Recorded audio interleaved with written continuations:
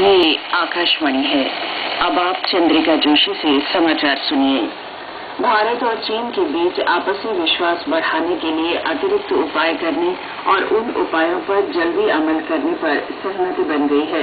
इन उपायों में दोनों देशों के सेना मुख्यालयों और फील्ड कमानों के बीच नियमित आधार पर बातचीत, सीमा पर तैनात कर्मियों की आपसी मुलाकात के लिए अतिरिक्त स्थानों का निर्धारण और दोनों देशों की अग्रिम चौकियों के बीच दूरसंचार संपर्क बढ़ाना शामिल है।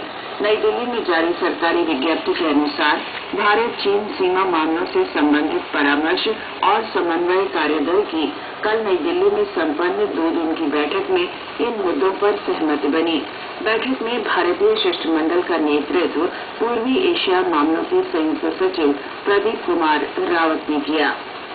उच्चतम न्यायालय ने कल एक याचिका के आधार पर मानव रहित रेलवे क्रॉसिंग पर बच्चों की सुरक्षा के मुद्दे पर केंद्र से जानकारी मांगी।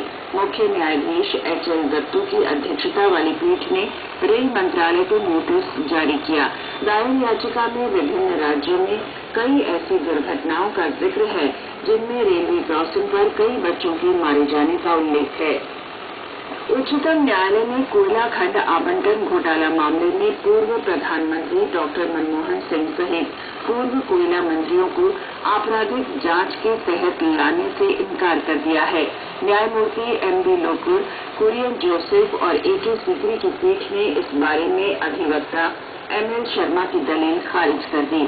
श्री ML शर्मा इस मामले में जनहित याचिका दाखिल करने वाले उन व्यक्तियों में शामिल हैं जिनकी याचिका पर उच्चतम न्यायालय ने ऐतिहासिक फैसला देते हुए 1993 से 2010 के बीच किए गए कोयला खंडों के आवंटन को अवैध ठहराया था और 218 में से 214 को रद्द कर दिया था। पश्चिम बंगाल की मुख्यमंत्री ममता बनर्जी ने कहा है कि केंद्र को वर्धमान इलाके की जांच को अपने हाथ में लेने से पहले राज्य से विचार विमर्श करना चाहिए। कल कोलकाता में पार्टी की बैठक के बाद सुश्री बनर्जी ने कहा कि उन्हें NIA की जांच से कोई समस्या नहीं है। वे चाहते हैं कि सच्चाई सामने आए। हरियाणा में फिरोजपुर झिरका विधानसभा क्षेत्र के 5 मतदान केंद्रों पर आज पुनर्मतदान होगा। हरियाणा के मुख्य चुनाव अधिकारी श्रीकांत वालगढ़ ने बताया कि पुनर्मतदान के सभी प्रबंध कर लिए गए हैं। उन्होंने मतदाताओं से कहा कि वे बिना किसी दबाव के निष्पक्ष मतदान करें। आंध्र प्रदेश, तेलंगाना, ओडिशा और जम्मू कश्मीर में वर्तमान वित्त वर्ष की दूसरी तिमाही के TDS और TCS जमा कराने की अंतिम तिथि बढ़ा दी गई है। केंद्रीय प्रत्यक्ष कर बोर्ड ने इन राज्यों में हाल की प्राकृतिक आपदा को देखते हुए ऐसा किया है। सरकारी संस्थान अब 7 नवंबर तक TDS जमा करा सकते हैं, जबकि अन्य संस्थाओं को 31 अक्टूबर तक ये जमा कराना होगा। विदेश मंत्रालय आज से देश भर में 2 दिन के पासपोर्ट सेवा शिविरों का आयोजन कर रहा है। इसका उद्देश्य पासपोर्ट सेवा केंद्रों से दूर रह रहे लोगों को पासपोर्ट सेवा उपलब्ध कराना है। शिविरों का आयोजन आगरा, इलाहाबाद, कुडलूर, इंदौर, जमशेदपुर, कारवार, करीमनगर, लक्षद्वीप, दमन, सिलीगुड़ी और वारंगल में किया जा रहा है।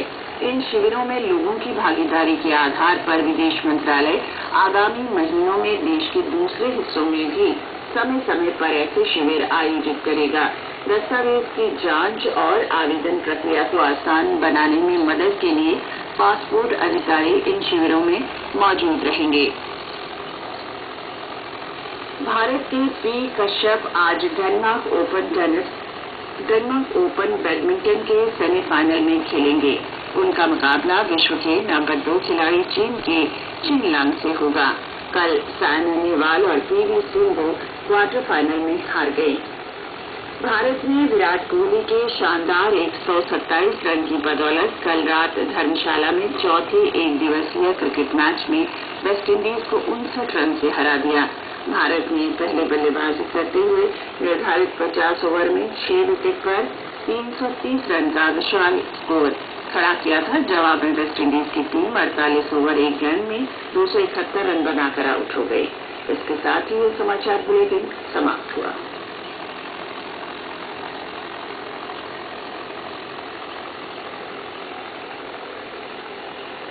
This is All India Radio. The news read by Patricia Elizabeth Jacobs.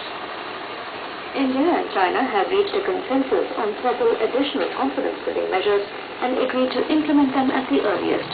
The measures include regular interaction between the army headquarters and field commands of the two sides, additional border personnel meeting points, and more telecommunication